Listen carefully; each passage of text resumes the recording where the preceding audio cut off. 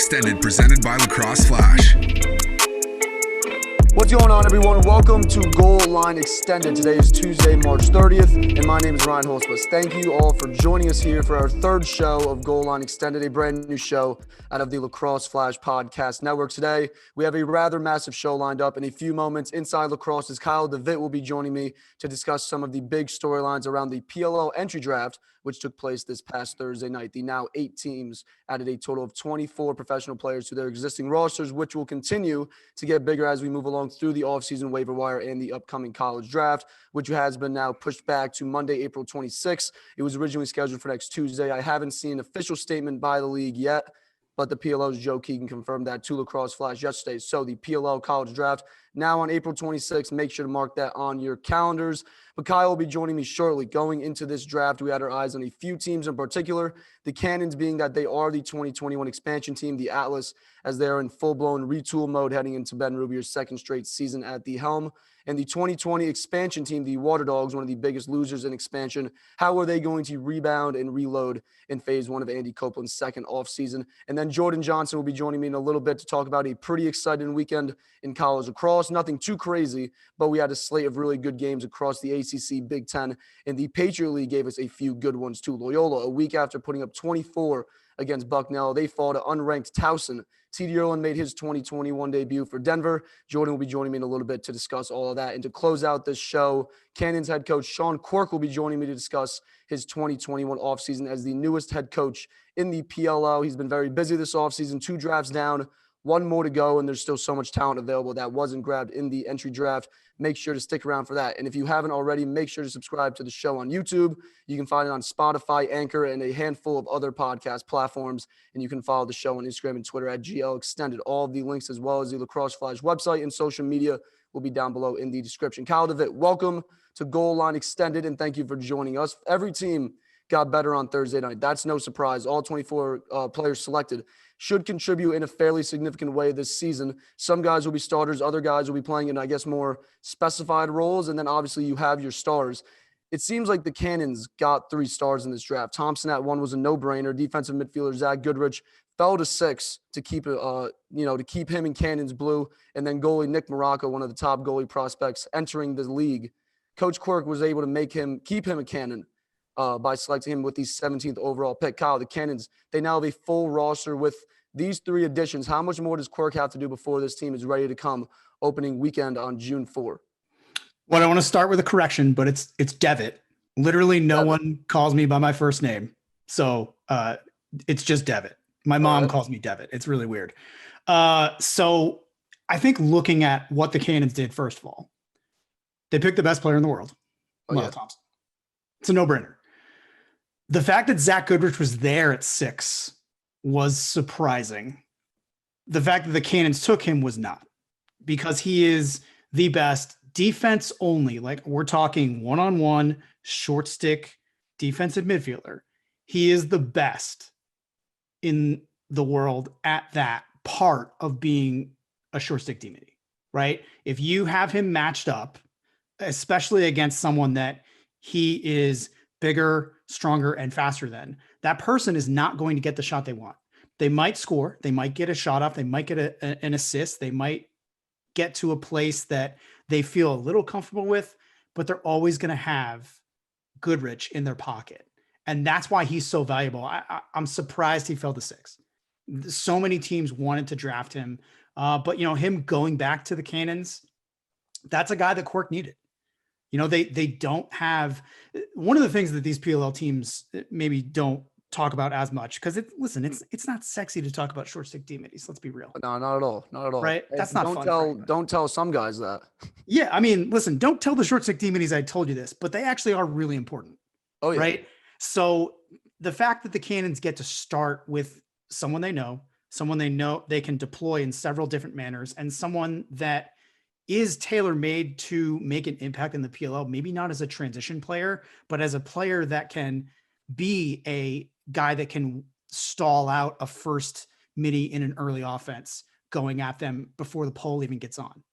That's the kind of thing that he can do. He's a disruptor on defense at the short stick position, which is not something that is common in the entire game of lacrosse, much less at the professional level. So his value, I think, can't be overstated. And I don't want to gloss over Lyle Thompson. I'm just like out of adjectives to describe Lyle Thompson. I'm out. Like what else do I say? I've seen him play in person, and his body twists in a way that makes me think his spine is built different. Like the way that he is able to bait with his stick, with his feet, his footwork, and then his ability to just turn. And all of a sudden the ball's out of his stick and it's a goal is unparalleled in the entire sport. So the word I like to use is incredible. It's my word. I mean, yes, there are many variations of that word that you could use to describe Lyle. He's just so good. And what he does for the Cannons is he brings them the real talisman that you need to build the team, the cornerstone that you need to build a team around, because it's not Rabel. Like Rabel is a good player still. Everyone's kind of like down on him. We were talking about this before we started recording. He didn't have a great bubble. Like no one knows that more than him.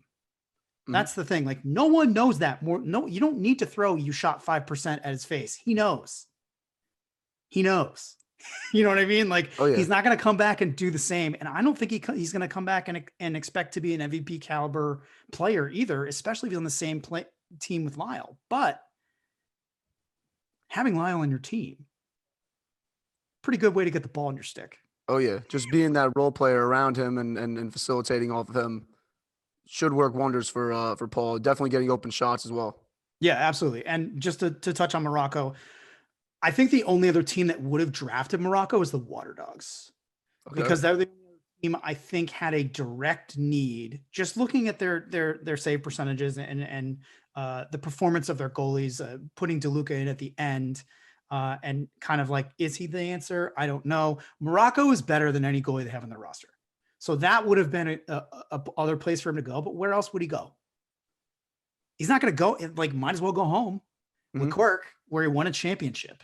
That makes sense. All these picks for the Cannons make sense. I cannot and will not say the same for all the teams we're going to talk about today, that being the case. But for the Cannons, every single one of these picks makes complete sense and is an upgrade from zero, because we're starting at zero, but it's actually an upgrade over everyone else's 1, 2, or 3. Oh yeah. So that's very important. And, the Cannons aren't going to be pushovers with these 3 guys on their roster. Let's talk about one of those teams that I know you weren't too thrilled with their selections. We've been kind of keeping a close eye on the Atlas. Rubier obviously traded Pennell, Rabel, and Ryan Brown to compile some more draft capital. He used one of those picks on attackman Dan Pucaro, 3rd overall. That originally belonged to the Redwoods. He also added Michael Rexroad, defenseman out of Rutgers, 9th overall. That originally belonged to the Cannons. That thought going into this was that Rubier was going to add, those attackmen and defensemen in this draft. As we see, he added 2 of each. I know you don't like these selections, though, as you were mentioning earlier. Why don't you like these selections? What could they have done with what was available on the board? Here's the thing. Bocaro is great. Like he's a great player. But he's only played like 5 games. So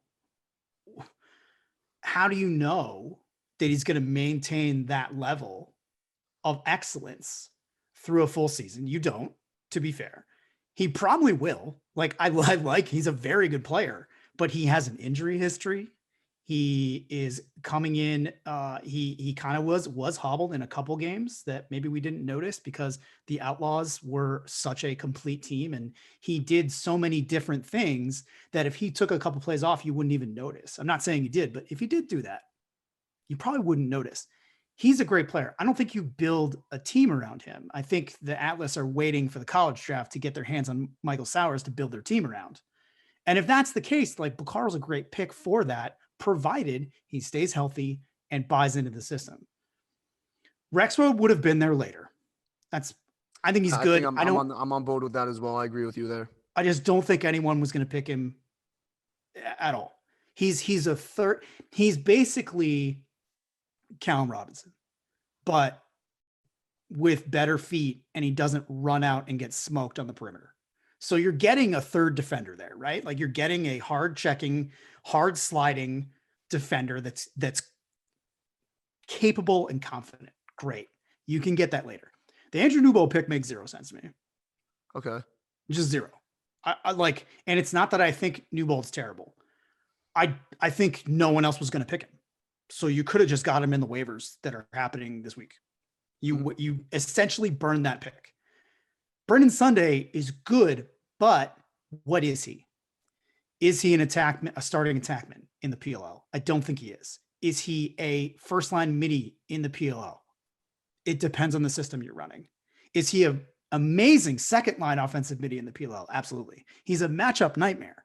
The problem is he doesn't create his own offense.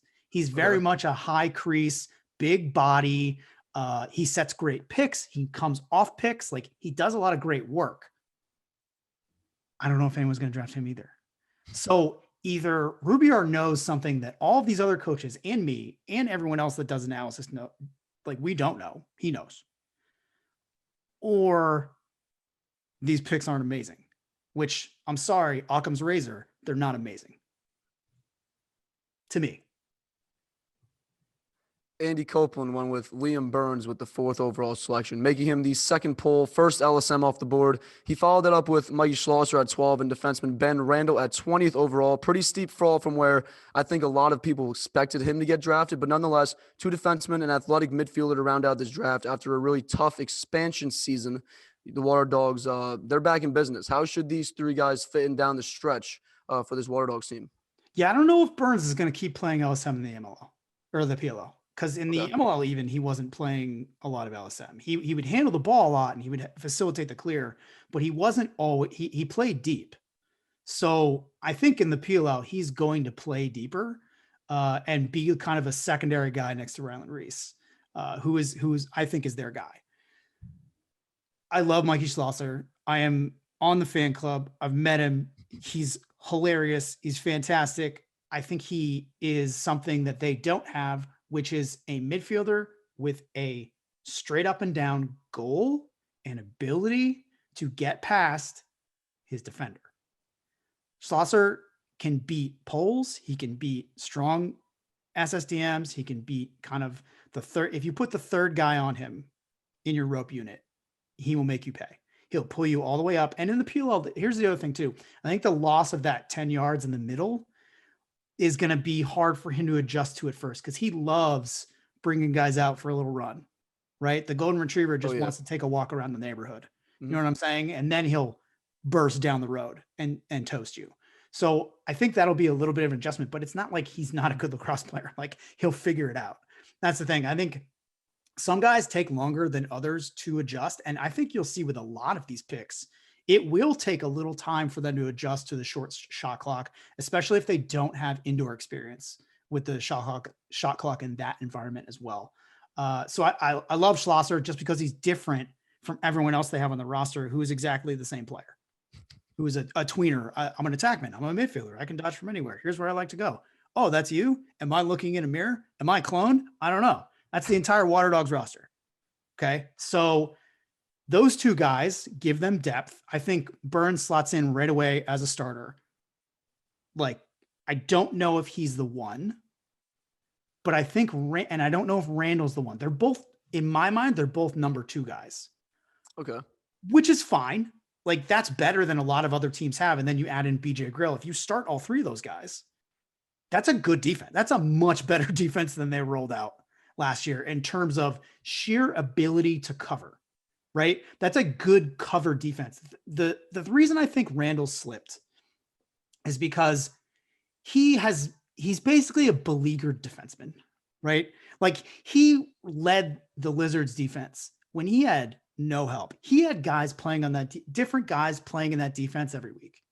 And they were just like, Ben, can you just guard the best guy? And like, listen, no defenseman wants to guard the best guy every week. Like, you can say that you do, but like, some weeks you're just like, can I guard the second best guy? And Ben Randall never got a chance to do that his entire pro career. I'm sure he got to do it in college, but in the pros, they were just like, hey, listen, you got to guard Lyle Thompson. And then like the next week he has to guard like Kevin Rice, like they're also totally different guys. And listen, guys got points on him, but he put in the work, right? He made it hard for them to score, which when you're a defenseman, especially at the highest level, your job is not to strip the ball. It's not to like throw a hammer check and break the other guy's stick in half. It's not to get a turnover. It's not to then pick up the ball and run down and score a goal. That's never your job now. Your job now is to make the attackman that you are guarding's life more difficult. And Ben Randall is very good at that. Is he elite? I don't know. Liam Burns is also very good at that. That's why I think they're both kind of in that number 2 discussion. And with Burns having the addition of being able to spell, Reese on the wings for draws, and his ball handling ability is better than Randall's. But I think the Water Dogs had a good draft. And I don't want this to sound terrible, but I was surprised because I was not a fan of how they built their team at all when they were built. See how they go about building the rest of their team here going into the 2021 season. You're reiterating pretty much exactly what my high school coach would say about playing defense. It's not to take the ball away. It's just make your guy, his life miserable, and make him move the ball. Pretty much is the name of the game there, playing defense. A player that got taken a little sooner than you expected, who would that be? Oh, sooner? I mean, I'm surprised Isaiah Davis-Allen got drafted. Okay. I selected for our Flash mock draft for the Whip Snakes, and I had him going fairly early. I believe their first pick. Here's the thing with him. Like he actually is in the best situation where he doesn't have to be the 1 or the 2 SSDM. Like he's got P. Harb and Jack Neer in front of him. It's fine. That's a great situation for him to be in. The thing is he gets run by. He has been pushing out for the Bay. If you watch tape on him, he gets run by a fair amount, and he's not great defending GLE. So where he is good is that he's a great outlet runner. He is excellent getting back in transition and stopping the ball. He's very fundamental in all the other aspects that you need to be a pro, right? Like I'm not saying he's like a bad pro. I'm saying his strengths and weaknesses are very different from what PLL coaches, in my opinion, would value the most. However, in the PLL, as we know, very transition, when it's open, which the Pubble was very different play style for PLL. Let's be clear that every team was like, okay, we have to stop transition in the offseason. And every team put in that sneaky midfielder going to the box first, or like subbing a pole on at the end of their possession just to like be safe. I hope we go back to a little bit of the Wild West style that the first season of the PLL, made fans out of, but I don't know if that's going to happen.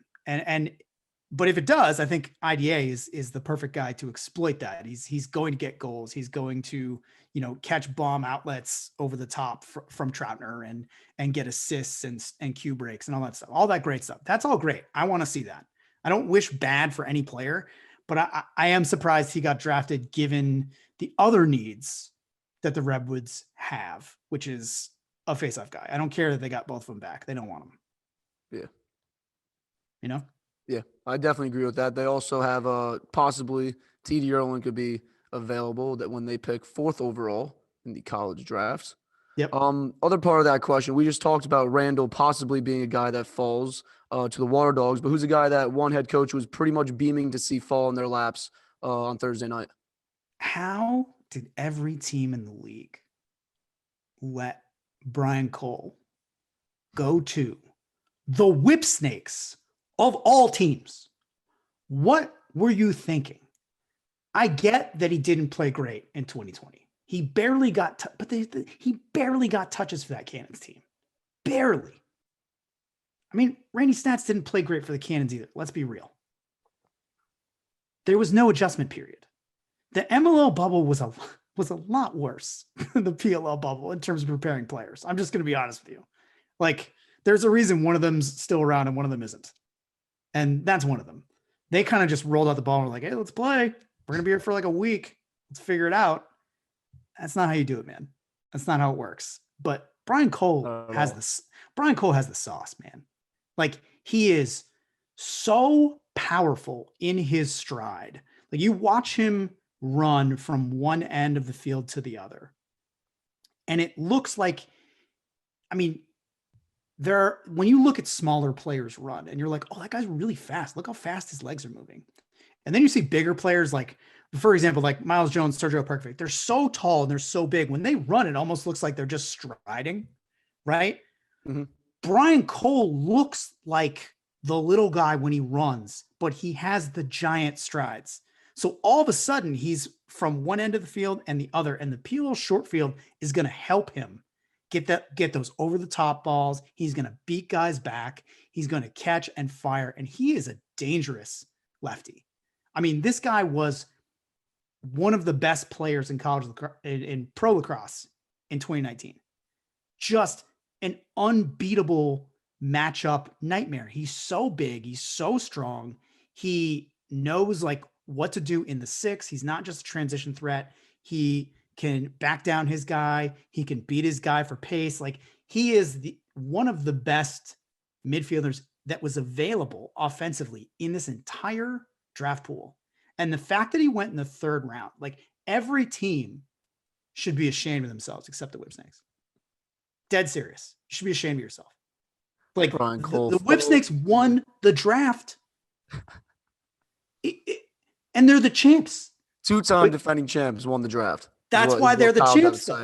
Yes, that's why they're the champs, because there's the thing that separates a lot of things, and I've been covering pro lacrosse from the jump. The thing that separates good teams from great teams is the utilization of their talent. The Whipsnakes have gotten the most out of the most. And that's a thing that you don't see often. Like there were teams in the old school MLL that did that were very good at it. The Outlaws teams, when they were crushing teams in the regular season and not getting it done in the playoffs yet, and then they made that leap when they acquired the necessary guys. The Whips have already made that leap and are already bossing the league. And then you see why. Because I love Charlie Hayes, man. I love him. He's like the meanest dude I've ever seen play lacrosse. And I hear like the stories about him, like locker room stories and like stories from people that like knew him are legendary. And I can't wait for a season where the PLL gets covered as much as they are. And we might get to hear like one or two come out of that with the Whips. And I'm looking forward to that a lot because I just describe him as like evil. He's just an evil dude on the field. I'm sure off the field, he's very nice. Although I heard that he just hates everything, which is great. Hopefully he doesn't hate winning championships. No, I imagine they're lined up for one of those. Yeah. He's still mad. He wasn't an All-American when he was a senior. Dead serious. Like he's still mad about it. It was years ago. He's still mad. Don't bring it up. In my opinion, that's got to be the mindset you got to have then. Yeah. I mean, got to be the mindset.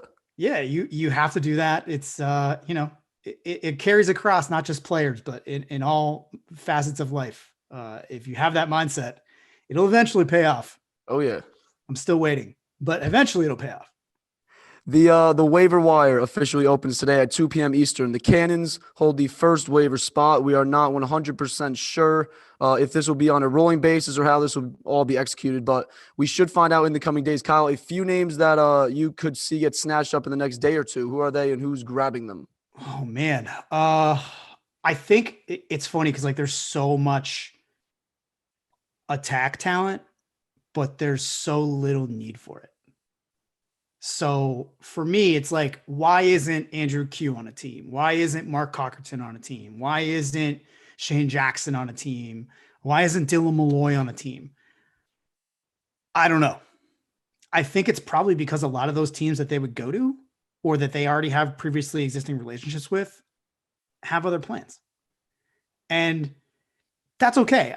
I feel like this waiver kind of period is a little weird because we're not sure, like teams are going to go into camp with 30-man rosters, right? Why wouldn't you just load up and then cut guys right before you bring them and bring in your college players as well? That was my mindset. That was my thought around it too. I just don't think they're going to do that though. And I think part of that is how the PLO does things very differently, where they're always looking, and this is one of the things they do really well, right? This is not a critique. This is just a fact. They look for like great stories. like Chris Hogan signing a contract is a great story in the mainstream. Maybe for like insiders and professionals and stuff, like it's not like the greatest story. But anything that brings eyeballs to lacrosse, by the way, I'm sorry to say this, and I'm someone that used to hate this, is good for lacrosse. Absolutely. I wrote about Hogan. I think that someone's going to take him. I think that he will go to camp. I don't know if he's going to play in games. But if he just goes to camp, right? It's a story. Absolutely. I'm surprised he wasn't drafted. I tweeted out a hot take on Thursday afternoon saying, here's my bold prediction. He's going to get drafted. That's my prediction, but he didn't. But that was my thought. I was like, I feel like at some point in this draft, I was thinking Cannons maybe at that 17, but I think the only way he would have got drafted is if it was 4 rounds. Yeah. And then someone would take a flyer on him in the 4th. I mean, their teams had 3 picks and they took flyers. Like that happens. Mm-hmm. I basically knew who the Cannons wanted and who they were going to take anyway. So I'm not surprised by anyone they took. A couple of the other teams, like I said, I mean, they're very predictable. And when I kind of prepped for this draft, and you'll see it in the article that goes up this week on Inside Lacrosse as well, I kind of didn't try to do an actual mock. I just looked at what the teams need, right? You're looking at just statistically, not even statistically, eye test, all that. You put it all together, talk to a couple of coaches, and you're like, all right, well, this team needs a faceoff guy. This team needs a short stick D-midi. The problem is in this draft, there was like 1 or 2 guys that could do that. It wasn't like 5 guys. It's not like the attack, right? Where there are like 5 guys just floating that could start, right? But you already have to serve the dog that you have chained up. You can't bring in new dogs. Like all these teams have 4 or 5 attackmen that have already experienced PLL. And like we said before, PLL is different. They already have guys that have gotten used to the rules, gotten used to the shot clock, the short field. Yeah, and they know the offenses. They know where to go. They may not. Maybe someone's better than them in that, but they already have the leg up in that they already have the established relationship, and the coaches know what to expect from them. I think the difference with this draft is there isn't a ton of guys that have MLO experience as coaches that are PLO coaches. There's a few. You got Quirk, you got Staggs. Rubior was an assistant for a year. But like, and Nat was also an assistant. But you're looking at how to build your team and your own identity as a head coach now. And maybe you've seen these guys 100 times, maybe you haven't. But the guys that have familiarity with the player base most recently are going to get the most out of it. And I think that's absolutely Quirk and Rubior. But then again, Rubior does this. So I don't know.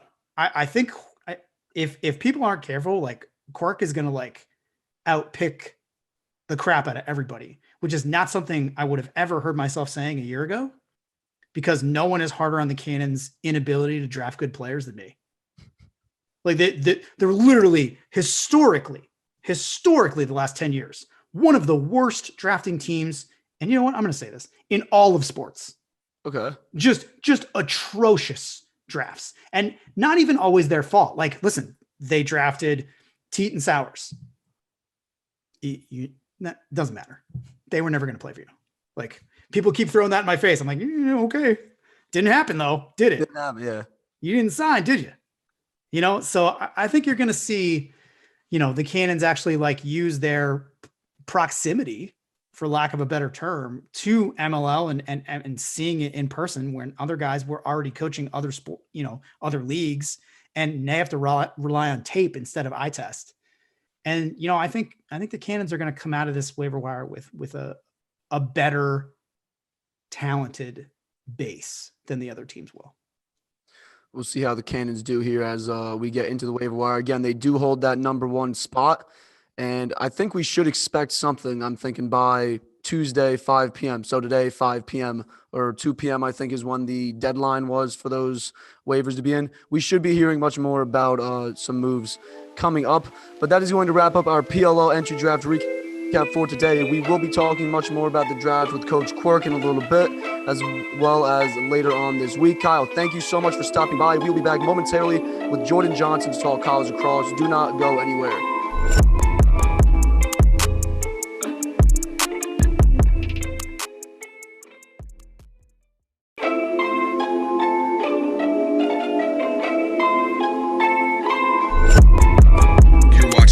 Extended, presented by Lacrosse Flash. Welcome back to Goal Line Extended, Tuesday, March 30th. I hope you're all having a great day and enjoying the show. My birthday is tomorrow. I turned the big 2-1, so very, very excited about that. We got a whole day and night planned, so looking forward to it. Kyle Devitte and I just discussed the PLL Entry Draft, which took place last Thursday. The Cannons, the Atlas, and the 2020 expansion team, the Water Dogs. We discussed those three teams in detail, as well as some things that we weren't expecting. Some guys that got taken a little sooner than expected, while others fell down the board. And with the waiver wire opening today, we talked about some names that we could see get snagged in the coming days.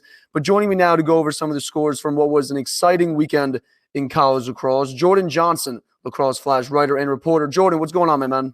Nice to be with you. Happy early birthday. We had a treat. You had an early birthday present with all of these great games. Excited to get into it. Hey, a big weekend that we just had. Let's start with Thursday, though. The PLL Entry Draft obviously went down, as most people watching this show and following lacrosse probably already know, but there was a huge ACC showdown in Durham, North Carolina that might have taken the crown as the top event that night. Number 4, Syracuse, traveled to take on number 2, Duke. I heard that they traveled down that day, got right off the plane, played the game. Not always how you want it to go, but in 2021, we kind of just play games. We make sure they get played. Now, the number 1 team in the country is Duke, a game that had been decided by a single goal kind of in these last 3 matchups, 6 of the last 9 between these two teams, and this one did not disappoint either. Duke was able to hold on 15-14 after a second-half Syracuse comeback. The Orange ripped off a 6-0 run to finish out the third quarter and to kick off the fourth, and eventually took the lead, but Duke was able to score 2 goals late to secure this one. Michael Sowers, 3 goals and 3 assists on the night. Freshman Brendan O'Neill scored a hat trick. Nakeem Montgomery and Joe Robertson each scored 3 points, and Jake Nasso went 24 for 32 at the faceoff dot for Duke. For Syracuse, Stephen Rafis posted the same stat line as Sowers, putting up a hat trick along with 3 assists. Chase Scanlon scored 4 goals, accompanied by an assist, and Tucker Dordovic and freshman Owen Hiltz each found the back of the net twice and dished off 2 assists. The faceoff battle, really their Achilles heel, especially in the first half. But Jordan, what a game this was. After the game, Mike Sowers said that this was one of those games that you dream of playing as a kid, and it seemed to come to fruition. And Liam Kelly and I talked on Thursday about the importance of this game for Duke. They really haven't been tested much since their meeting with Denver earlier in the season, but they were able to show why they are, again, the number 1 team in the country, and rightfully so. What does this win tell you about Duke going forward? It tells me that Duke is firmly number 1 in the country. Look, this was a game of runs, as you mentioned, and Syracuse certainly looked like they had just stepped off the plane when they first got into Durham. But that second half, really, for Syracuse is when you thought they were going to play winning lacrosse. And I'm thinking the second half, mind you, I didn't watch this live. I watched this on film, so kind of already knowing what was going on, it kind of looked like, all right, maybe this Syracuse team is going to be able to put the plays together to win games. But look, this is what's going to separate Duke from the rest of the pack, is despite this team being quote-unquote young with a lot of freshmen, they have guys like Mike Adler, you mentioned, Sowers, Nakeem Montgomery, Robertson, that have been there. They're going to be able to play winning lacrosse. And at the end, that's what you saw, especially with a guy, Mike Adler, who made that big save, who hadn't been having the greatest of game. I would argue that Drake Porter played better. And Drake Porter, frankly, still in his head. And that's going to be another Achilles heel for Syracuse, is that defense in front of them, because Drake Porter's been playing great all year for the most part. It's just been that defense in front of them. And so at the end of the day, Duke is that team. They proved to me that, all right, they can go blow teams out. They can go and now they can go get in some dog fights. And this game had a very Final Four feel type of game to it, we'll definitely see this going into the ACC tournament and NCAA tournament as these ACC teams start to play a gauntlet against each other. This was a great game to watch. I expect more of this, if not better, from the ACC. Duke now 9-0, back at the top of the ACC and the Inside Lacrosse polls, set to take on number 2 North Carolina this Thursday night in the first of their 2 meetings this regular season. As you're saying, we can hopefully expect maybe 3 or 4 as we move through the ACC tournament and the NCAA tournament. We should have a clear-cut number 1, I'm thinking, after this matchup too. So we're looking forward to that. UNC coming off a bye week, sitting at 8-0, and Syracuse will welcome Notre Dame to the Dome on Saturday for what will also be their first of 2 meetings in the first of a 3-game home stretch for the Orange. So at 4-2, hoping to get back on track as they dive into the remaining part of their schedule. And then the big ACC game of the weekend, number 9 Virginia knocking off number 6 Notre Dame 12-11 in what was a reemergence of midfielder Doc Sakin. He found the back of the net twice, first to start the game, and then the game-winning goal. He also added 2 assists. Peyton Cormier scored 5 goals, and Ian Laviano followed that up with a hat trick of his own.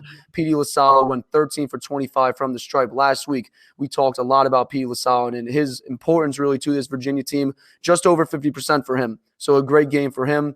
Goalie Alex Rode, he also managed to win the goalie battle. Virginia improving to 7-2 on the season, while Notre Dame drops its first, however, just over 5 games. And this one really wasn't about both of – let me redo that too. And this one was really important for both of these teams. We just talked about Duke needing to get a quality win, but the same applies to Notre Dame. Their opponents combined for just 6 wins this season going into this weekend. And then for Virginia, 0-2 to start their ACC tour and coming off a big win that probably shouldn't have been that tight with Robert Morris last week. So a big one for both of these teams. Virginia comes out on top. What's your biggest takeaway from what you saw? Notre Dame got tested and Virginia showed up. Everyone was saying that this was the week that Notre Dame was going to get tested. Frankly, I was wondering if that Virginia team that, we've talked a lot about, that everyone's talked about being so good on paper, was going to show up. They did that. As you mentioned, P.D. LaSalle, one thing we talked about last week was how is he going to do against the tandem of Gallagher and Leonard? Well, really, it was only him against Kyle Gallagher. It was only him against one guy. Charlie Leonard only took 4 faceoffs. So I wonder what was going on there, what kind of strategy it was. But P.D. LaSalle played well, and Lars had their wings ready for both Gallagher and Leonard, which I thought was a great strategy going in. Something you hadn't really seen a lot. You hadn't really gotten much out of those wings, which really helps PD, a guy who certainly, with this new rule change, like a lot of guys, has sort of had to rely on those wings a little bit more than just the pinch and pop, But what stood out to me, as we mentioned, Virginia played their most complete game, I think, of the year. They got up a little bit early on. Notre Dame crept back. that was like the other game of runs. Notre Dame was starting to play well, but then Virginia prevailed right there at the end, even having that turnover at the last second, preventing Notre Dame from scoring. I frankly got worried about Virginia when they had that situation at the end where it was they had a minute left. All they had to do was keep the ball to get the game, and then they turn it over. And that's what makes me kind of wonder about Virginia going forward, because like we say with Syracuse and Duke, you got to make winning plays, and I'm sure Lars is going to hit them for this week. Yeah, you won the game, but you were less than 60 seconds from losing it. You have to keep the ball within your offense in that situation. You can't turn the ball over. Luckily for them, Notre Dame wasn't able to get a good shot, but still. And then from the Notre Dame side of things, they just got to figure out on offense. Look, we know what they're going to get from the face-off X. Liam Enterman's going to be one of the best goalies in the country. He's right there behind Drake Porter. Excuse me. It's just about the offense. Will York, one of the top-ranked transfers from Inside Lacrosse, coming through with 3 goals. But I'm really looking for those other guys at the attacking midfield. Griffin Wessling didn't get much production. Pat Cavanaugh only one assist, or I'm sorry, only 2 assists. But still, you need to get that production from one of those 2 guys. Cavanaugh's a guy who you can kind of move around. Same thing with Wessling. It's just going to be about figuring it out. And again, I mean, you can do a little bit more when you're playing that non-conference like Notre Dame did, but they didn't do it as much, which shocked me. Granted, it could have been a product of you were playing non-conference, you weren't getting as tested, you weren't seeing the true product. But I think Corrigan going into this next ACC game will definitely move some things around on offense. I think they'll get it right by the time they hit the ACC tournament. And with their defense and with their face-offs, even if they don't necessarily get that potent offense, their defense is enough to get them at least to the NCAA tournament, in my opinion, whether it be via the ACC crown or one of the qualifiers. Virginia will be hosting Richmond this weekend, while Notre Dame will travel to Syracuse. Two exciting games featuring ranked teams and teams at the top of the polls. So we'll be talking much more about them on Friday. Let's shift over to some Big Ten action. Number 3, Maryland remains the top team in the Big as they took down Rutgers on Sunday, 13-9. Jared Bernhardt, an early PLL college draft prospect, he scored 4 goals and 2 assists. Kyle Long and Logan Wisnauskas each had 2 goals and 2 assists, and Bubba Fairman added 2 goals of his own. Justin Shockey didn't dominate, but was able to take control of the faceoff X, going 15 of 25 on the day. And what really did Rutgers in was a 7-0 run that started late in the first quarter after the Scarlet Knights jumped out to an early lead, which included 3 failed clears in the second quarter by Rutgers, and Maryland was able to hold on and take this one, locking themselves in as the best team in the Big Ten and one of the best teams in the country, staring down a meeting with Penn State this weekend. Jordan, we saw a lot of goals, but this wasn't the offensive onslaught from Maryland that we saw 2 weeks ago when these two teams last met. And it's not like we were expecting that. The hope was that Rutgers would keep this close and make it a game. But aside from that 7-0 run, what did Maryland do that you think deserves some recognition as one of the reasons why they were able to hold on to this one? Definitely Shockey. He is starting to put himself in that second category with the Gallaghers of the world, the Leonards of the world, the P.D. LaSallas of the world.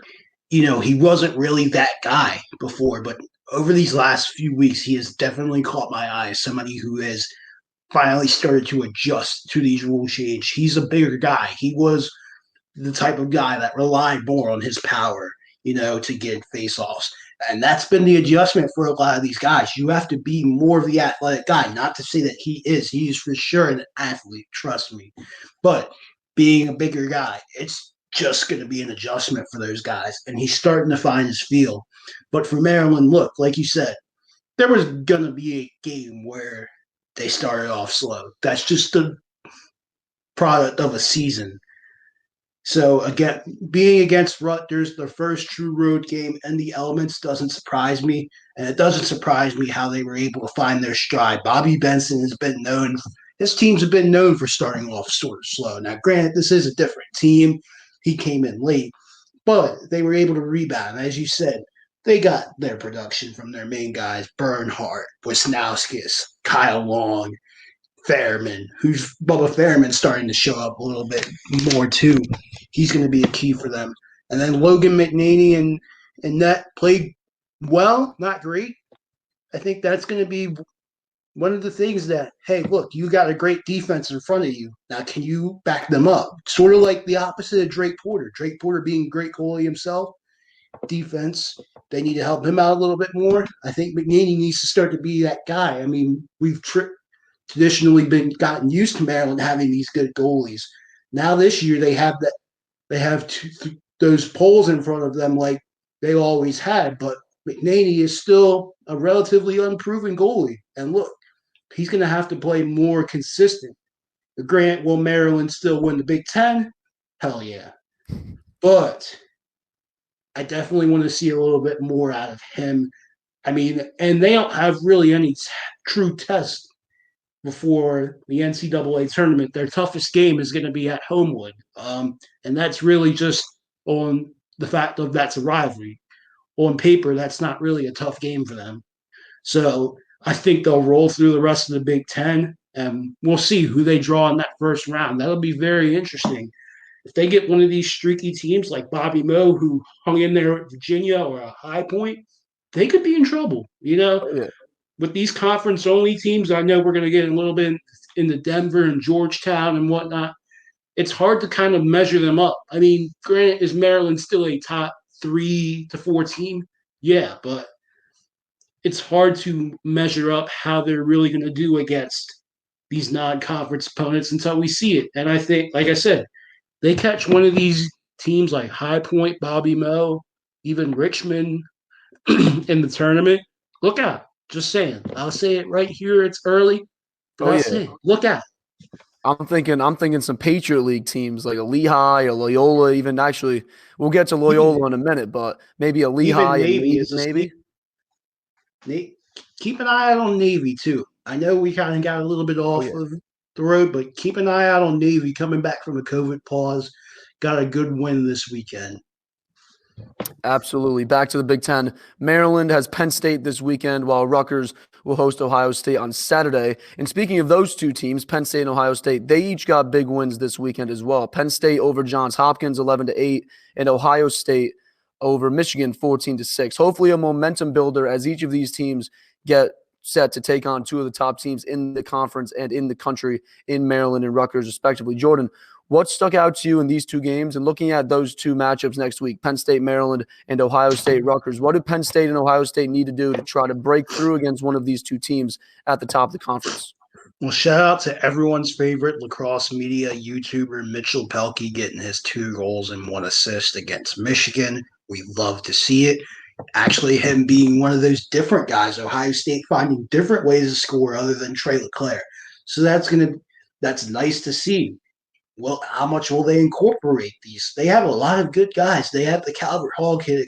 I know it's going blank in my mind, but that Calvert Hall kid's pretty good. He can shoot the ball like cheese too, and he's behind a guy like Trey LeClaire. So just watch out for them in the future. But going forward, the rest of the year, look, Maryland's going to be the cream of the crop, but has a team like Ohio State, can they close the gap and maybe finish second with Rutgers? Yeah, I think for sure. And look, Penn State getting a good win over Johns Hopkins. It doesn't change much for me. They were finally able to get the ball in Matt O'Keefe's stick. But I think Penn State for that team, it's just going to be a little bit too little, too late for them. I mean, look, they still got Ohio State again. They beat, and they'll still have Rutgers down the line. But I can't really picture them beating Ohio State or Rutgers right now. You know, say that bottom 3, Johns Hopkins, Penn State, Michigan, no particular order for right now, because Johns Hopkins has gone lower than I kind of hyped them up a little bit last week, and they disappointed. So look, we'll see. But I think it's fair to say that bottom 3 teams are going to be Johns Hopkins, Penn State, Michigan, however you want to order it. Ohio State and Rutgers fighting for that 2 spot, and then Maryland obviously winning it. The Big Ten obviously will be continuing the rest of their regular season conference-only schedule and then into their conference championship and then the NCAA championship for the teams that do qualify. So going to be seeing a lot of Big Ten matchups, obviously, through the rest of these next 2 months. Moving on to Denver, T.D. Erlin made his 2021 debut for Denver this past Saturday and picked up right where he left off in 2020, a perfect 14 of 14 from the faceoff X with 10 ground balls in his long-awaited debut. Alex Tathakis matched that by going 11 for 15 for Denver, so that 1-2 punch delivering a pretty heavy blow in its first go at it here as Providence ended up running away 5 different guys out there to take draws and was only successful on 6 of them. But for Denver, the scoring came in bunches. Jackson Morrill, he had 7 points by way of 3 goals and 4 assists. Alex Simmons scored 5 goals and added 2 assists. And attackman Ian Walker added 4 goals and 2 assists. A big day from some of Denver's top goal scorers. A 19-11 win for the Pios. Jordan, this Denver team seems to keep getting better and better every week. And now you factor in a guy like TD, surefire top pick in the upcoming PLL college draft, one of the best faceoff guys ever, frankly. Denver's rolling. 6 straight wins after the 2 early losses at Duke and North Carolina to start the season. How confident are you in Denver making a deep postseason run based on how they've played? And then what has all transpired for them over the past month or so? I'm pretty confident in them. Their biggest game here, as we mentioned, is going to in prior is going to be against Georgetown in DC. But now you add in TD Erlin with Stopakis. I know I'm probably going to butcher that name like 50 more times, but they're right there with the UNC group. They might actually be better.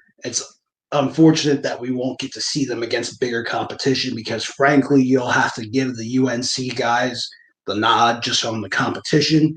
But, I mean, TD Ierlan's the best at what he's going to do. 14 for 14 does not surprise me whatsoever. I expect it. I mean, he's not going to be perfect, but I expect him to be that 70 to 80% going through. I know that sounds a little bit high, but for TD, nothing's too high at this point. And can they make a deep run? I don't know. I don't know. That offense is good. It's not great. Nothing stands out. But I think let's see how they fare against the rest of the Big East. Because if they get in some close games and it looks a little bit stagnant, that's when I'll start to worry. But if they start to hit their stride, get a little bit more of groove with Kotler, Jackson Morrill, Ethan Walker continues to dominate like he has, then I'll be a little bit more confident. But let's just see how they fare against the rest of the Big East. The Big East is not great. It's good. But with that being said, they'll have some tough tests, with the biggest one being against Jake Caraway, hopefully, and Georgetown in D.C. later on in April, I believe. Absolutely looking forward to those matchups. The Patriot League also did not fail to disappoint this weekend. Number 8 Army took easy care of Holy Cross. 13-3 was the final. Lehigh handled business against Colgate in a 15-10 win, and Navy held on against Bucknell 13-10 final there. But one of the more surprising scores from the weekend, and we talked about this earlier, we mentioned it, an unranked Towson knocking off number 12 Loyola in overtime 7-6 off a 24-goal performance from Loyola just a week ago. Tim Montgomery for Towson being the difference. He scored a hat trick in this one in a game where the difference maker was frankly needed. The Tigers won a combined 4 of 16 facing off, and those are goals number 2, 3, and 4 on the season for Montgomery, numbers 4, 5, and 6 on his collegiate career.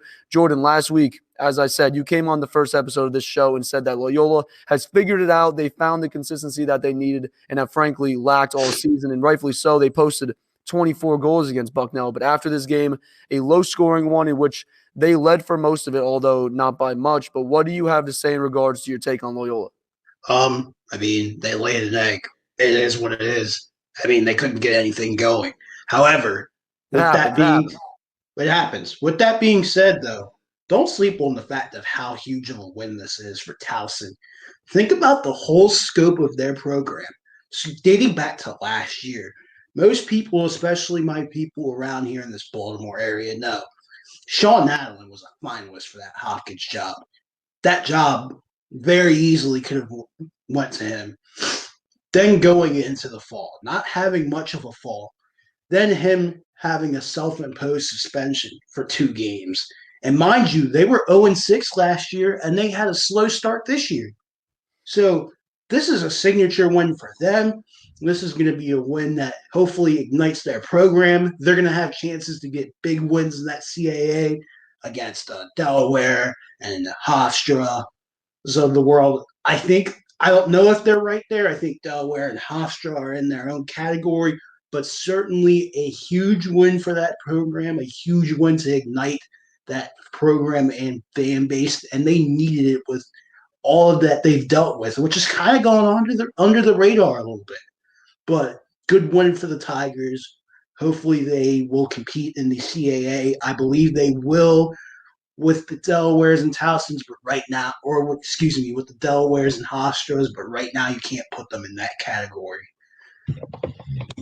Loyola is now sitting at 4-3 and in the middle of the pack of the Patriot League. They are set to travel to Navy this weekend, and Towson will head to Hofstra, as you just brought up before. And some other college lacrosse scores before we welcome Cannon's head coach Sean Quirk to the show. Number 11, Georgetown defeated Villanova 8-7, a much different outcome from the first meeting between these two teams earlier in the season that saw Georgetown absolutely hammer Nova 16-1.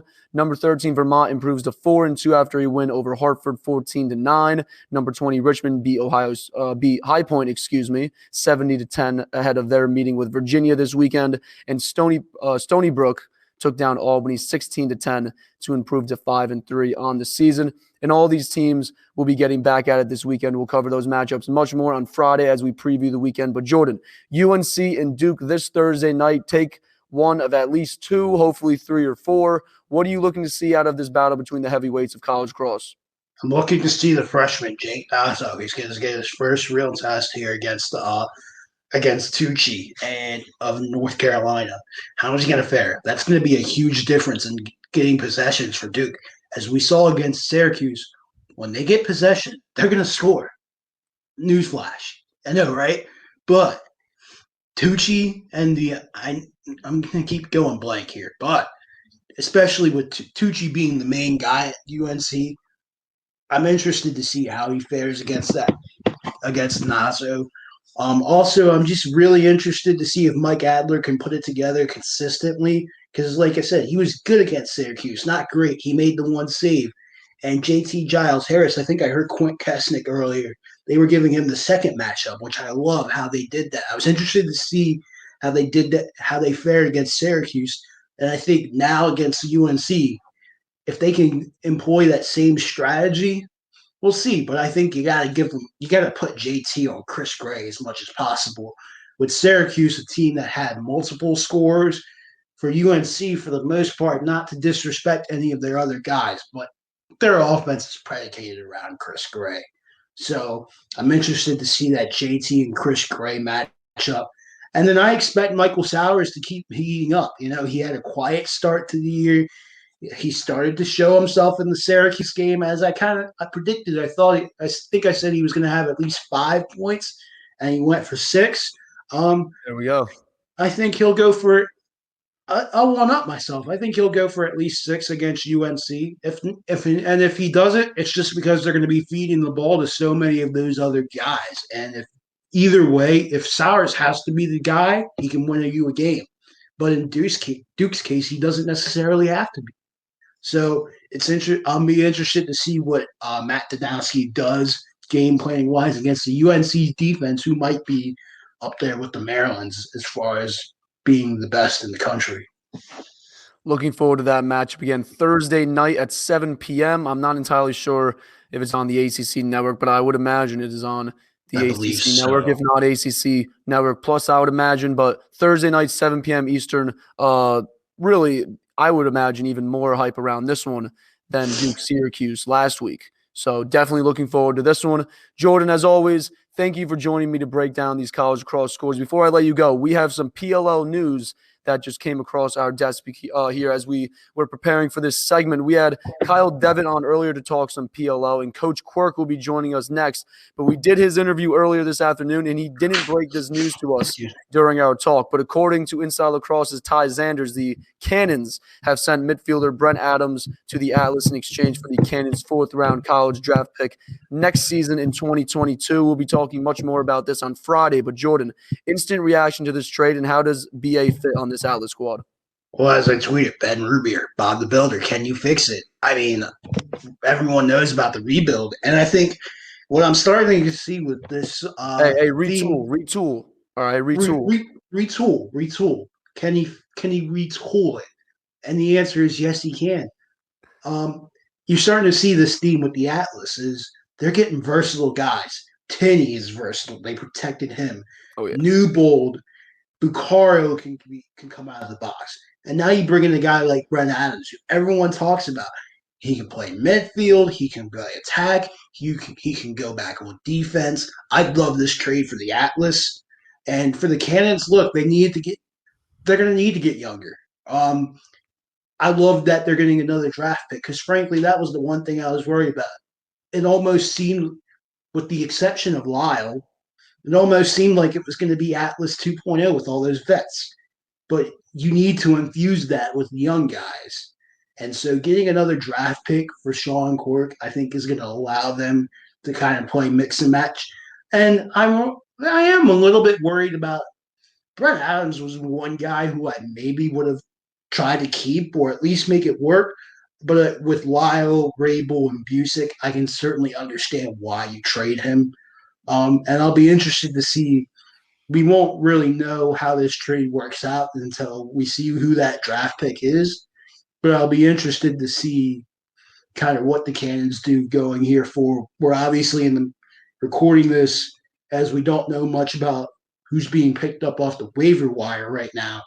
But as of right now, I can only react to this trade saying, hey, this is great for the Atlas and for the Cannons. We will see. Absolutely. Again, I don't discuss the trade in the interview with Coach Quirk as we recorded that earlier today before the news was made public, but some early thoughts on it here from Jordan Johnson. Like I said, we'll be discussing this trade much more and how it benefits mainly the Atlas, as Jordan is saying on Friday. So make sure to keep an eye out for that.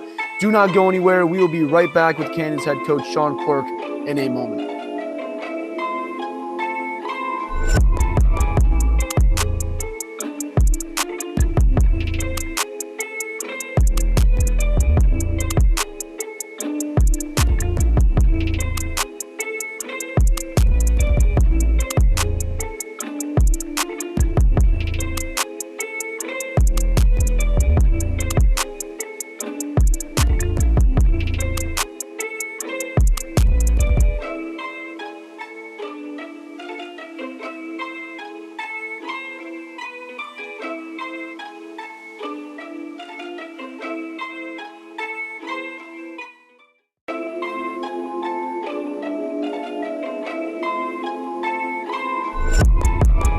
Welcome back to the show, Tuesday, March 30th. We appreciate you watching or listening from wherever you are. Joining me now is the newest head coach in the Premier Lacrosse League, the 2020 champions of the MLL bubble, hoping to defend that title here in 2021. Please welcome Cannons head coach Sean Quirk. What's going on, Coach Quirk? Ryan, how you doing, man? I'm doing great. How are you doing? Doing well. It's good to see you and appreciate having me on today. Looking forward to our conversation. Absolutely. You just selected 18 guys in the expansion draft, obviously added now 3 more here in the entry draft. Lyle Thompson, it was one of those guys. We've been saying no-brainer all week, but if you had one word to describe that selection, what would it be? And how would you say his availability factored into how you built this team starting with that expansion draft? Yeah, Lyle is, in short, the epitome of a team guy. Obviously a phenomenal player, but somebody that's just a team guy first, very humble. So we're looking forward to having him, amongst the other guys that we took in the entry draft and the expansion draft. You added what looks to be in the entry draft your starting goalie as well as a lockdown nightmare in Zach Goodrich, 2 guys that have played for you in the past for this Cannons team. How important was it to get those guys on this roster, and were you surprised that they were able to fall for you, specifically Goodrich in round 1? Because I feel like a few of us saw him going sooner than your 6th overall selection. Yeah, Ryan, Goodrich is, in many people's opinion, the best short stick midi in the game. I think having coached him previously, I could certainly attest to that, but I think equally, if not more importantly, him being one of our captains, again, just an all-in guy. He's a team guy, on and off the field. He believes in the culture that we've built. So really looking forward to him being on the Cannons Lacrosse Club this season. And I was certainly surprised, a bit that he did drop to 6, but that was very fortunate for us. And certainly, Nick Morocco, as you mentioned, another one of our captains, unbelievable leader, just a tough-nosed goalie that can really do it all. He's great in the cage, great out of the cage. Again, one I think of the better goalies that's playing in the entire game right now. You talked about the importance of building a team and a culture and the kind of roles that you expect these guys to play. Paul Rabel, Brody Merrill.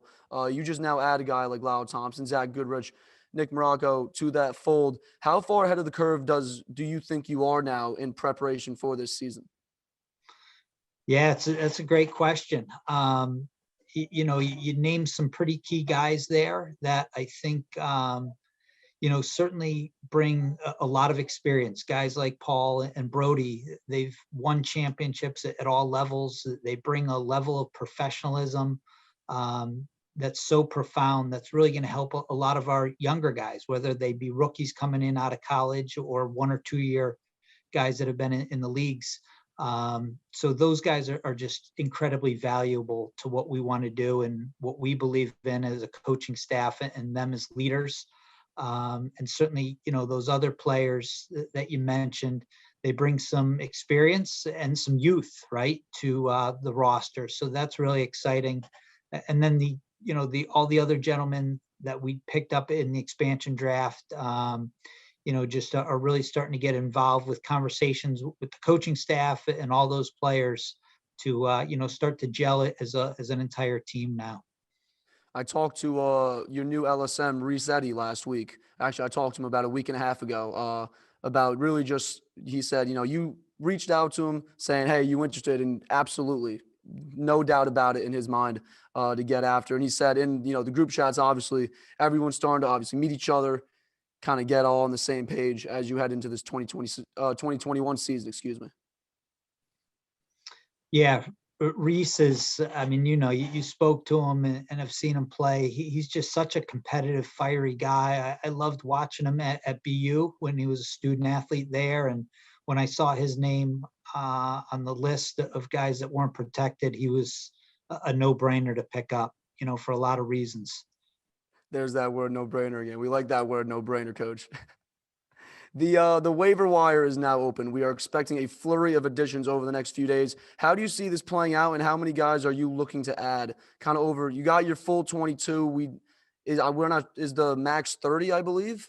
What's kind of the mindset here going into this waiver wire?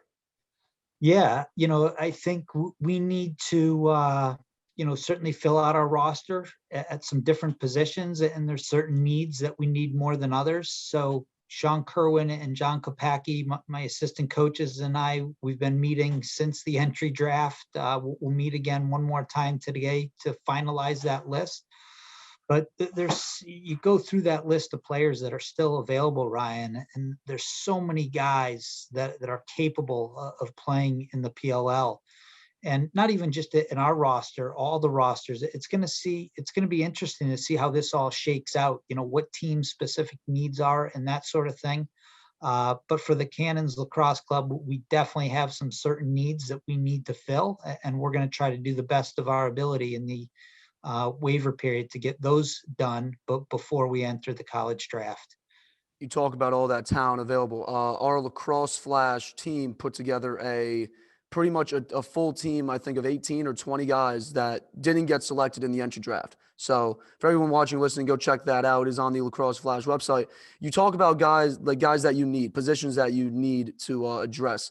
Faceoff doesn't seem to be one of those positions. You selected 3 guys in the expansion draft. We saw this past summer, obviously completely different circumstances, but some teams rolled out to Utah with only 1 draw guy. Again, completely different circumstances compared to the last year bubble to the 2021 season, but you chose to go with 3, Drew Simino, Brendan Fowler, and Tommy Kelly. What factored into that thought process to select, 3 faceoff specialists, and how do you expect to deploy this group going into this season? Right. All 3, Simino, Kelly, and Fowler, all proven guys, all stars at the professional level. And we want to compete. We want to create competition at every position within our team going into training camp. And I think when you do that and you guys have guys that are all bought in to what the Cannons are doing, it just raises the great ship of enterprise, right? And that competition within a team is really good and it's healthy. So that's one example. At the faceoff position, we got three great guys. And, ultimately we'll probably get that down to 2, right, after training camp. So seeing the way those 3 guys are working out right now, they're battling, in the off season. It's going to be a great competition at that position. And that's kind of what we're trying to do right along the lines at every other position on our team right now. You talk about creating competition. This college draft looks like it's going to be stacked across the board. When it comes to addressing that talent, possible needs, how are you approaching it? Yeah, we'll see. We know where we are today with the roster. We'll see where we are at 5:00 tomorrow night, right, with the waiver period ending, and what we pick up there, and then we'll go into that college draft to really probably go based on needs. Whether it be an offensive player or defensive player. And that sort of thing. But there is, Ryan, like you said, the plethora of talent that's in the college game.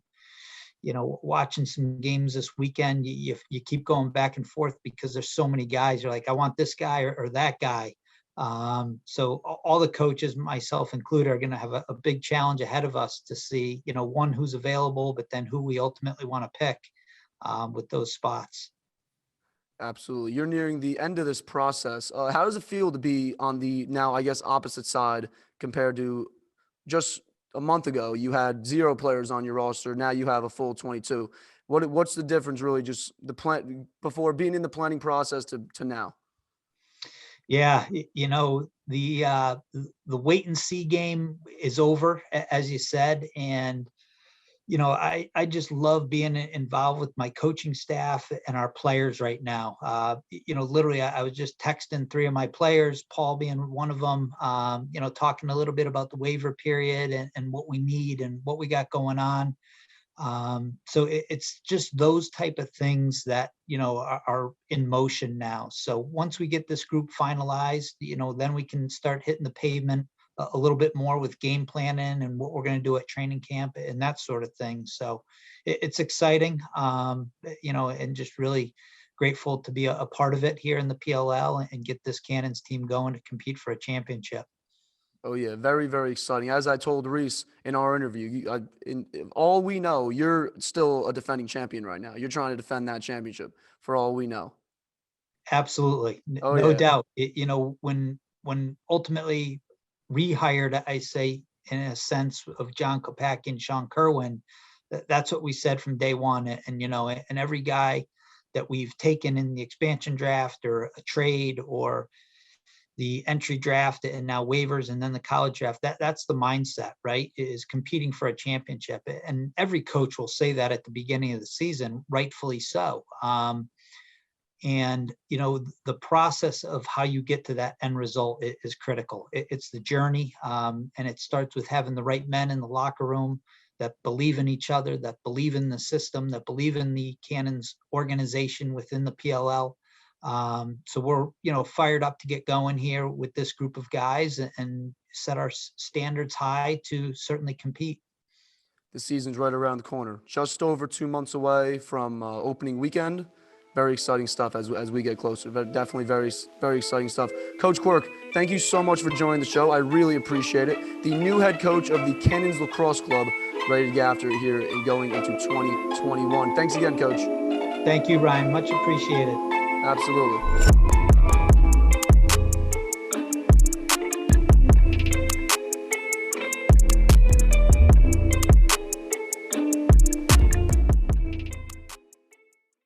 All right, everyone, that is going to do it for our third show here of Goal Line Extended. I want to thank you all for watching and or listening, as well as my guests that joined me today, Kyle, Devitte, Jordan Johnson, and Cannons head coach Sean Quirk. I want to thank them all for joining me as well. If you are not already, make sure to subscribe to the show on YouTube, as well as on whatever podcast platform that you use. Search up Goal Line Extended, and you should be able to find it. You can also follow Goal Line Extended on Instagram and Twitter at GL Extended. All of the links that you will need will be in the description of the video or podcast that you're viewing or listening to. We will be back on Friday. Another huge ACC game to talk about between Duke and North Carolina, a weekend slate of games to prepare for, and now a trade to go along with the handful of waiver wire additions that we should see in the PLL. So make sure to follow and subscribe so that you don't miss the show. I hope you have an incredible day and have an incredible week, and we will be back on Friday. We will see you then. Follow the show on Twitter and Instagram at GL Extended and subscribe to the show on any of your favorite podcast outlets. You can find Lacrosse Flash on Twitter, Instagram, and Facebook, and online at lacrosseflash.com.